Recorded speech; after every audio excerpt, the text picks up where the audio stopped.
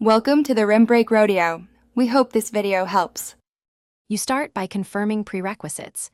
Your GPU must support OpenGL2, 0 or newer, or use Metal on Mac OS, and you need up-to-date drivers.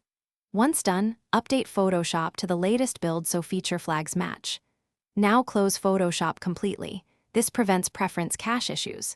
Next, open your operating system's device manager or system report to verify driver version, because outdated drivers are the usual cause of OpenGL failures. Make sure you have admin rights before proceeding to preference changes. You now enable GPU acceleration inside Photoshop. Launch the app with administrator permissions so settings persist. Go to Edit, then Preferences, then Performance.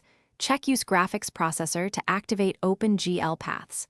Once checked, click on Advanced Settings and select Normal or Basic OpenGL mode if Normal causes instability. Basic is more compatible. Apply changes and restart Photoshop so the renderer initializes. If you see a Use OpenCL option and you rely on certain filters, enable it, because some filters use OpenCL rather than raw OpenGL. You finish by restarting Photoshop and verifying that the GPU is recognized in Preferences Performance. The GPU name should appear.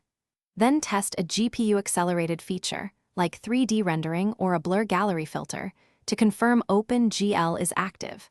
If Photoshop still disables GPU, make sure drivers are latest, or try rolling back to a stable driver version for your card. As a last resort, reset Photoshop preferences by holding Alt-Shift-Control, Windows, or Option-Command-Shift, Mac OS, at launch. This clears corrupted settings. Thanks for watching. Consider subscribing if we helped you.